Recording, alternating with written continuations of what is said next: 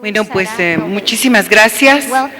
Yo quiero decirles que el título no tiene que ver nada, con perdón de la conferencia, yo cambié lo que iba a decir por otras cosas, porque me obliga la coyuntura y la lectura profunda del objetivo de esta importante conferencia. Creo que la idea del know-how, como decía Lynn al inaugurar esta reunión, es cómo discutimos desde las distintas esquinas de la comunicación.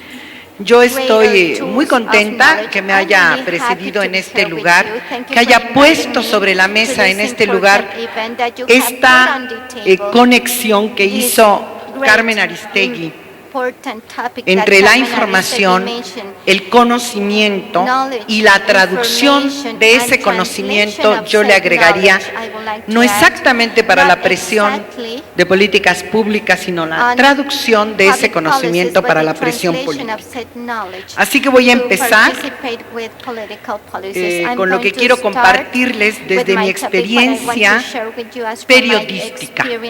Yo quiero que me miren en el auditorio como una persona que tenía siempre su libreta tradicional de reportero, buscando información cotidiana para traducirla 5 minutos después a través de un medio de masas, con esa irresponsabilidad y con esa gran responsabilidad. De modo que quiero compartirles una experiencia espectacular, vibrante, de algunas mujeres de un movimiento social. Hace menos de 72 horas en Oaxaca, México, donde se desarrolla este movimiento, el del pueblo organizado, en una asamblea popular, se perpetró un atentado criminal que destruyó la estación de radio del gobierno de Oaxaca.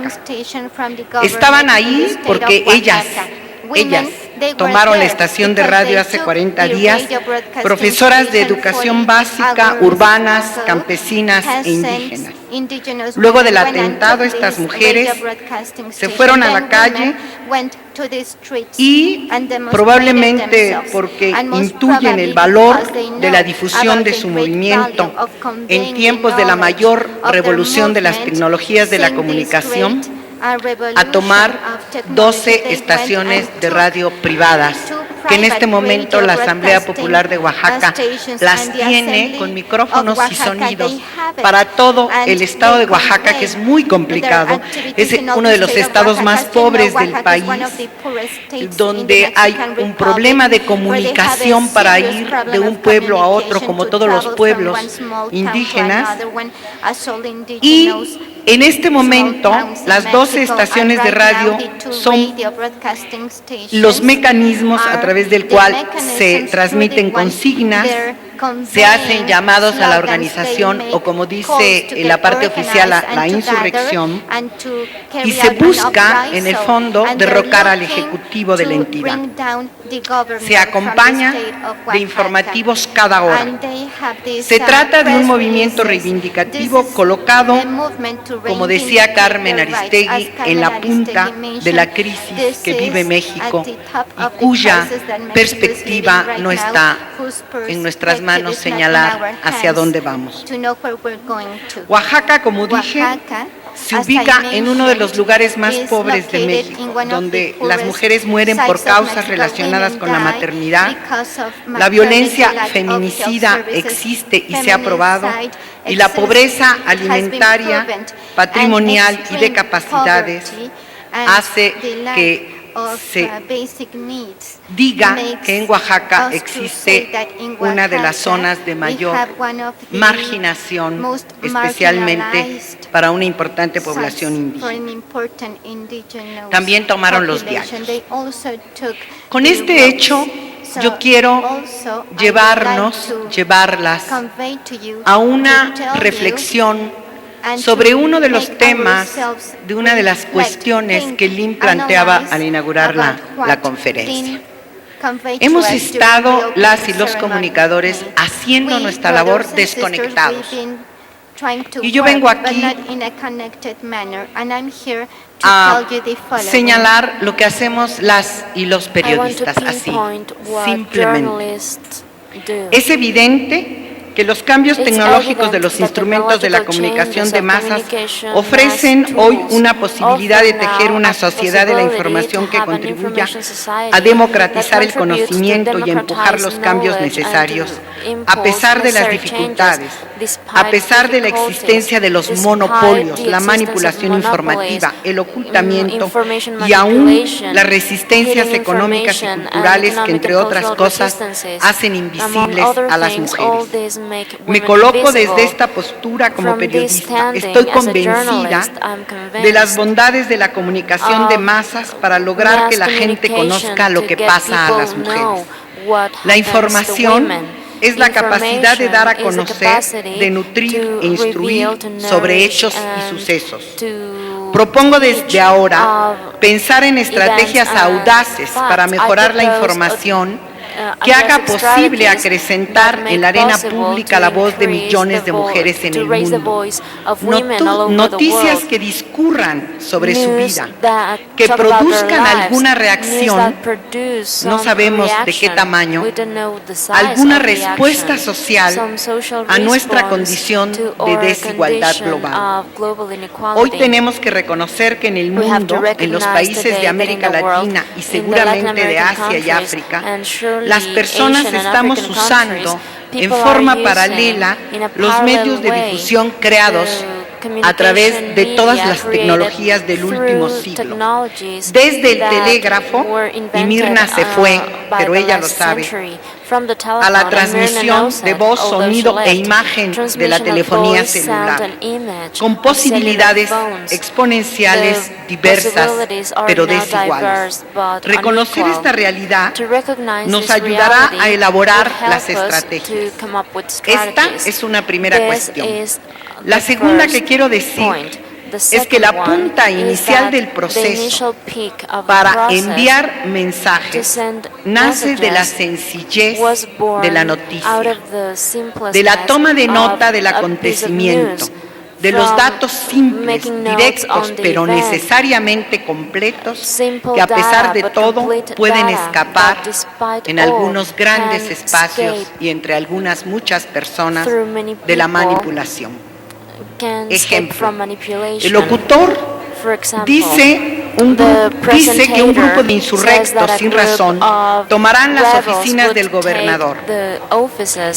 Él está afirmando un adjetivo, un grupo de insurrectos sin razón.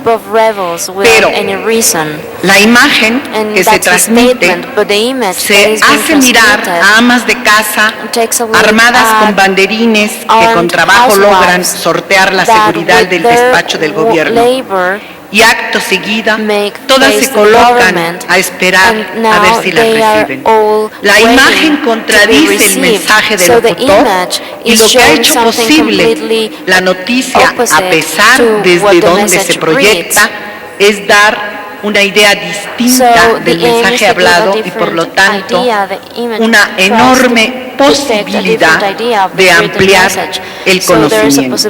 Ello significa reconsiderar el contenido de los mensajes que enviamos por todas las carreteras de la información a través de todos los medios en funciones y que son de comunicación de masas, aun cuando, como dice Humberto Eco, y lo dijo hace mucho tiempo, signifique en un primer momento sacrificar la formación.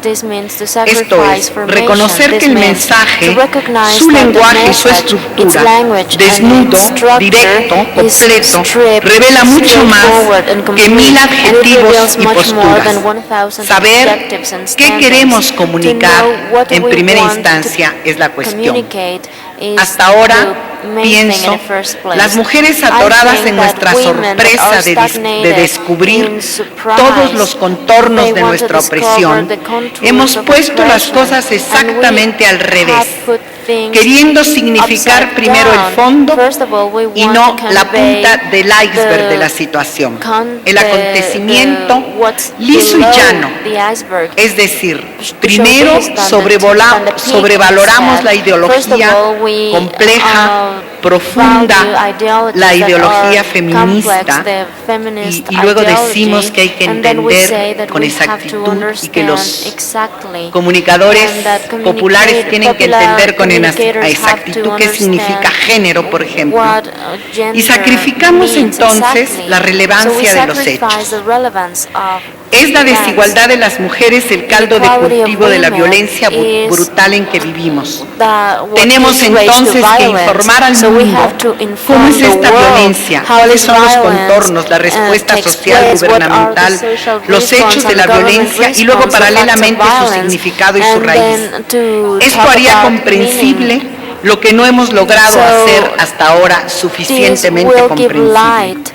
Un tercer punto que quiero dejar en la mesa esta mañana es mi experiencia personal de periodista, que al analizar los instrumentos de la comunicación me ubican en la franja de la información cotidiana, la que se considera superficial, aleatoria y poco profunda. Pero desde esa tarea, durante los últimos 38 años, he puesto en las historias inmediatas todo lo que viven, buscan, sufren y quieren las mujeres. Para hacerlo, no he tenido nada que inventar.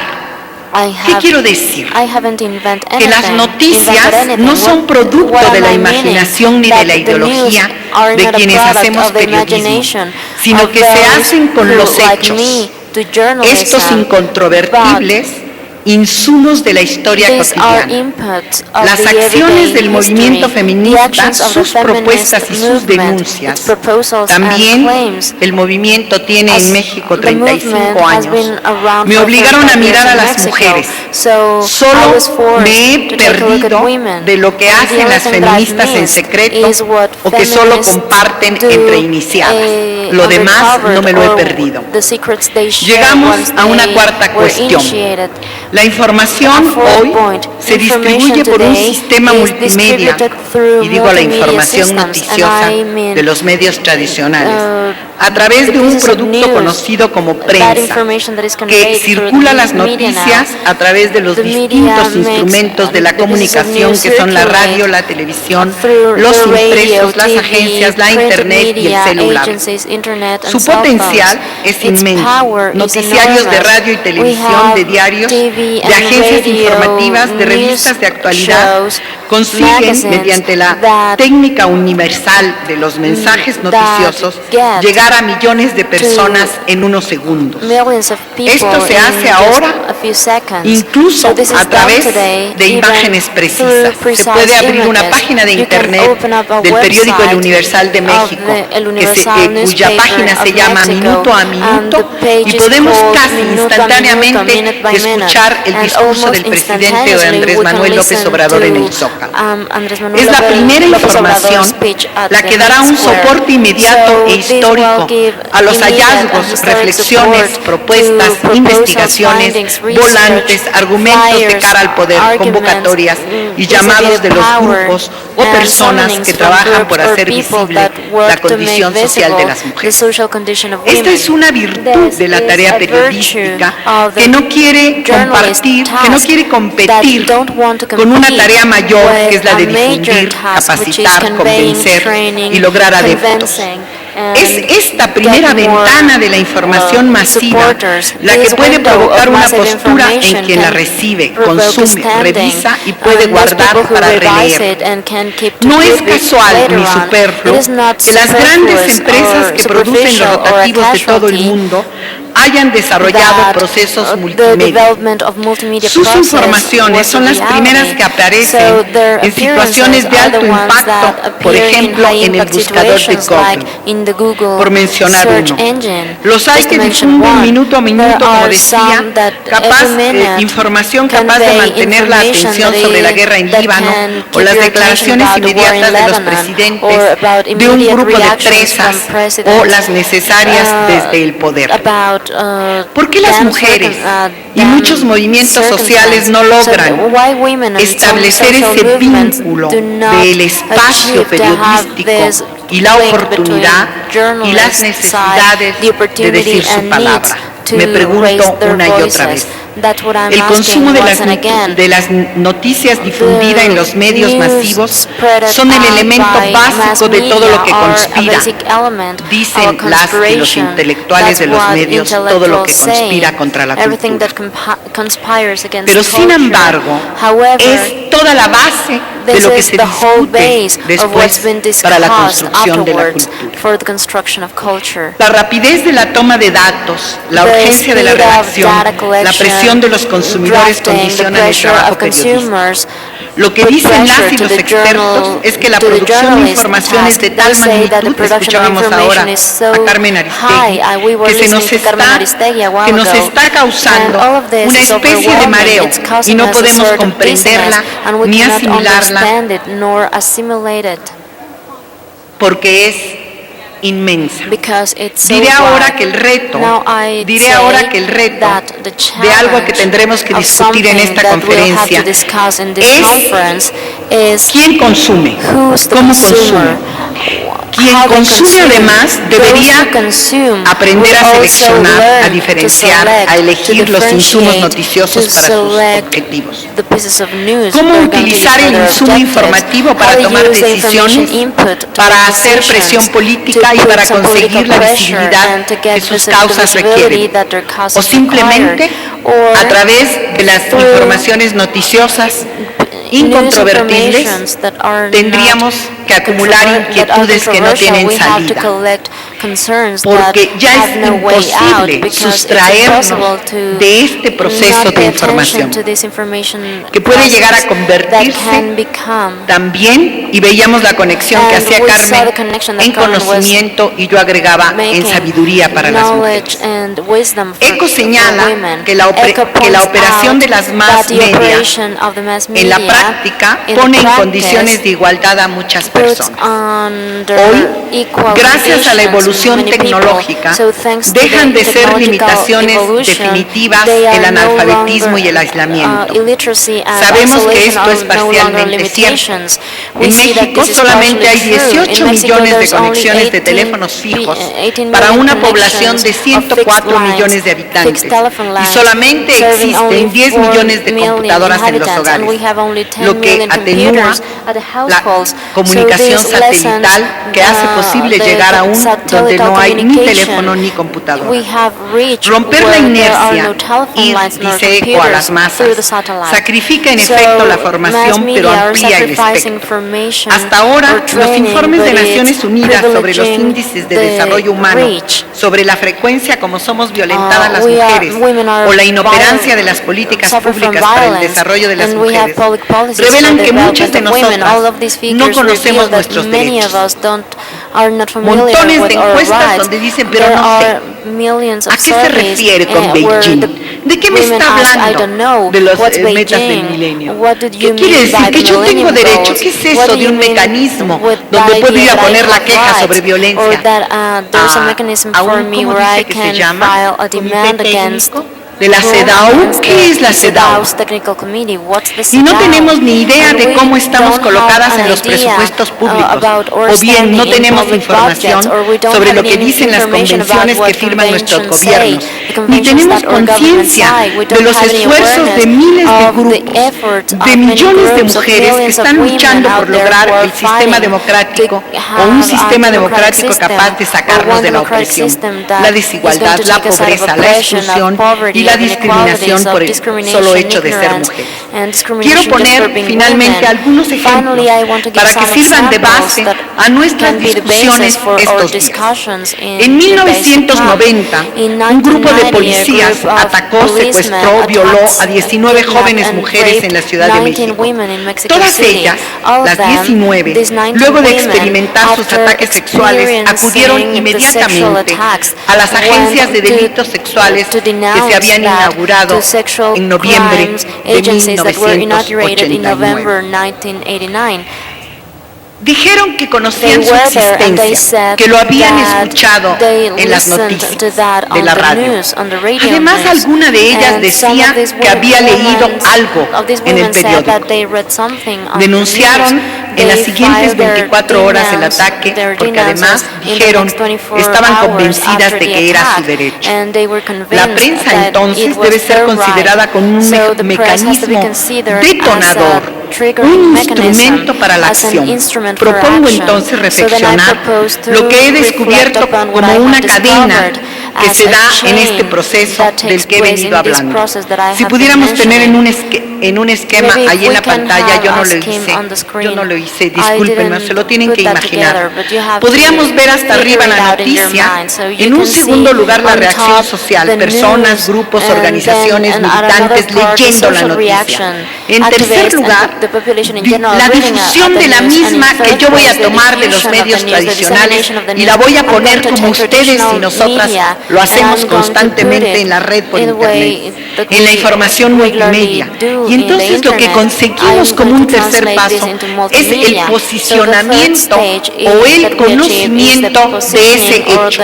Conclusión. Va a producir ese proceso continuo en cadena, reflexión, probables protestas, gestiones de las que hablaba Carmen Aristegui, reacciones de la autoridad, posicionamiento como caso relevante investigado, explicado generalmente por las periodistas en diálogo con las especialistas y las mujeres del movimiento, y regresa a las noticias reproduciendo el impacto. La formación, por supuesto, la toma de conciencia, la educación, la capacitación, la difusión documentada es otra cosa. Eso lo hacemos desde otras esquinas, donde por supuesto la tecnología y de los medios de comunicación es necesaria y es sobre todo cada día más eficiente. Una cuestión a debate es lo que Néstor García Canclini, en su libro Las industrias culturales del desarrollo en México, editorial Siglo XXI, 2006, propone.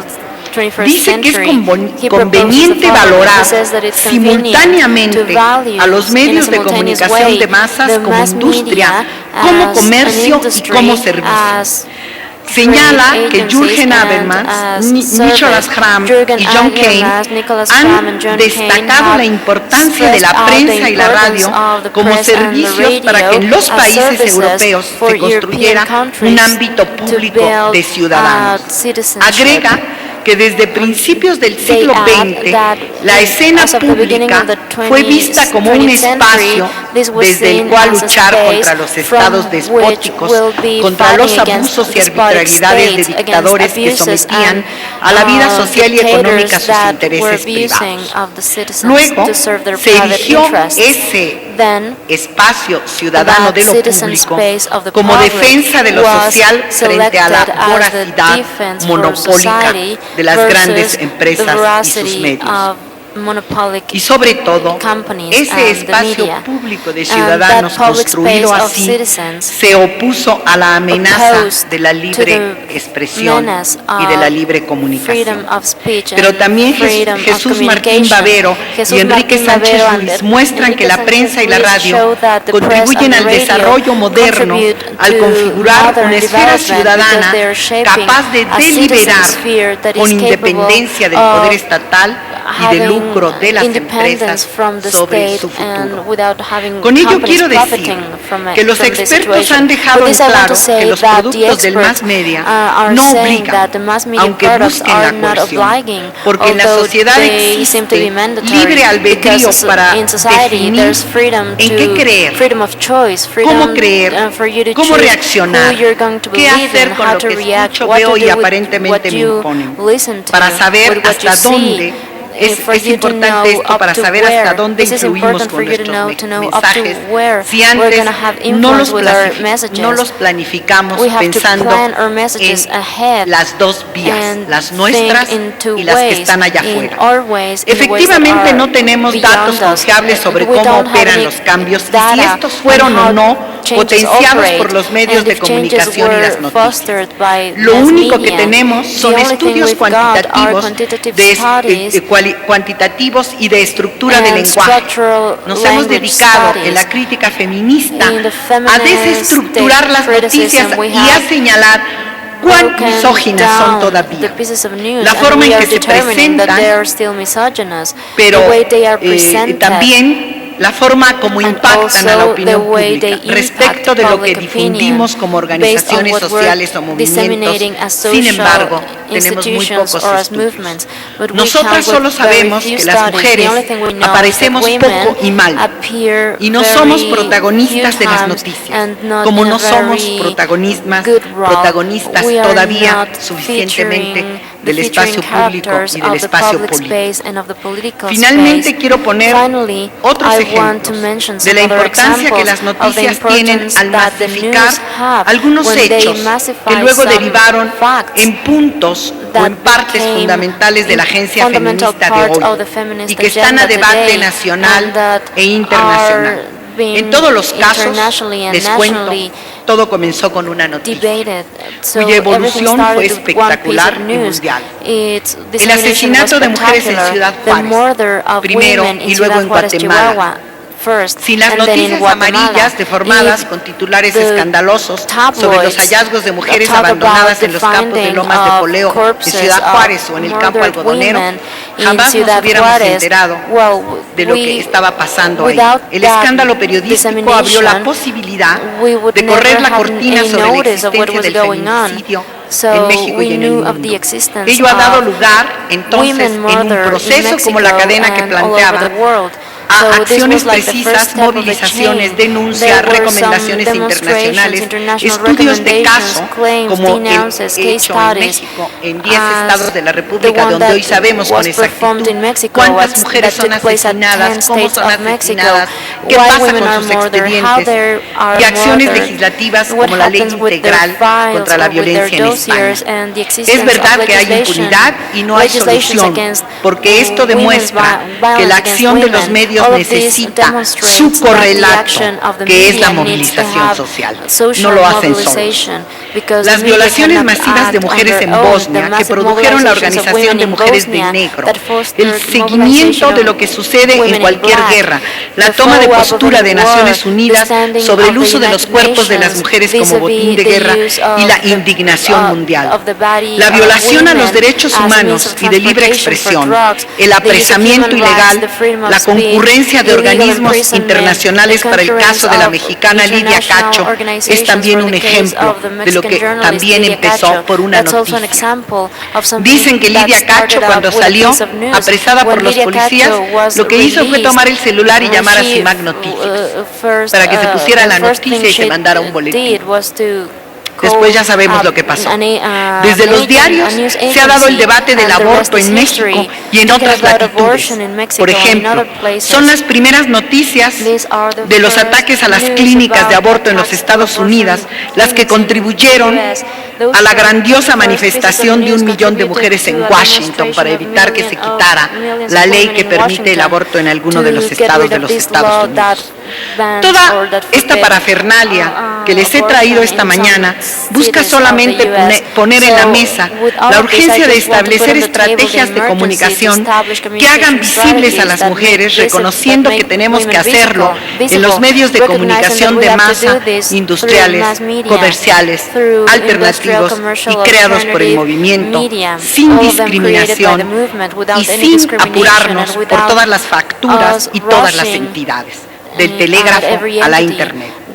Lo que yo he experimentado a pesar de mi trabajo individual, al pasar de mi trabajo individual a la construcción de redes de periodistas comunes y corrientes, no feministas, que hagan posible la difusión noticiosa de los hechos que signan la vida de las mujeres como una vía para ocupar el espacio público por una parte y para crear, a fuerza de repetir, difundir, poner en las noticias los contornos que nos ubican en la desigualdad y la violencia. Estoy convencida de que una acción planificada de información, sustentada, reiterativa, tenaz, sistemática, continental y mundial, podría contribuir al debate de la condición social de las mujeres en otro nivel, a la presión política global urgente, capaz de parar la violencia contra las mujeres, conseguir justicia para las mujeres, proyectar la participación política de las mujeres y acelerar los cambios de actitudes tan urgentes y necesarios en el resto de la sociedad, de personas, grupos, partidos políticos, gobiernos e instituciones. Muchas gracias. to believe